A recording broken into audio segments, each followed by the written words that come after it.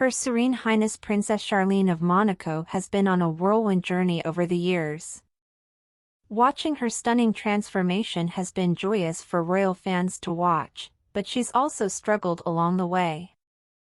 In fact, her life took a turn for the worse in 2021 when she disappeared from the limelight for almost 2 years. In May 2021, Charlene traveled to South Africa without her family to raise awareness about rhino poaching.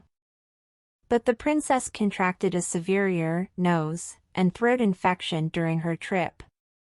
While she hoped to make a quick recovery and return home, her team confirmed by late June that she was still undergoing a number of complex medical procedures in South Africa, stating, "The princess medical team instructed her not to travel back to Monaco as the princess still has to undergo and recover from more procedures."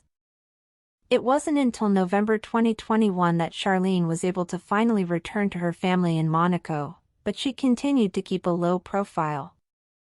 Under the advisement of her team, it was decided that she would steer clear of public events, including Monaco's famous National Day, which took place on November 19. The Palais Princier released a statement ahead of this event, stating that her health was still on the mend. Thankfully, Charlene seems to have since made a full recovery. Lady Louise Windsor was born prematurely, and with an eye condition.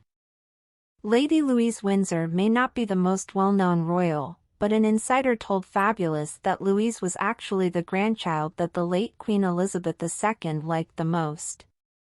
Despite the sadness surrounding her grandmother's death, the 19-year-old is now thriving as a student at St. Andrews University, which is coincidentally where Prince William and Kate Middleton first met while both studying there.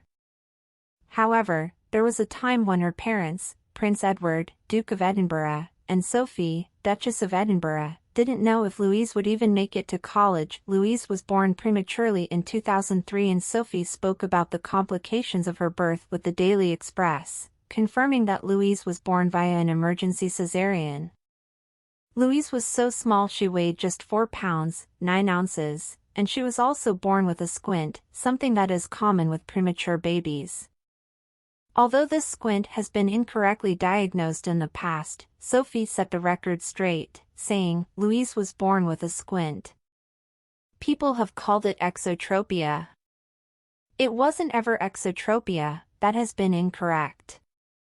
Louise underwent corrective eye surgery at 18 months old in an effort to reduce this squint, but unfortunately, the first attempt was unsuccessful.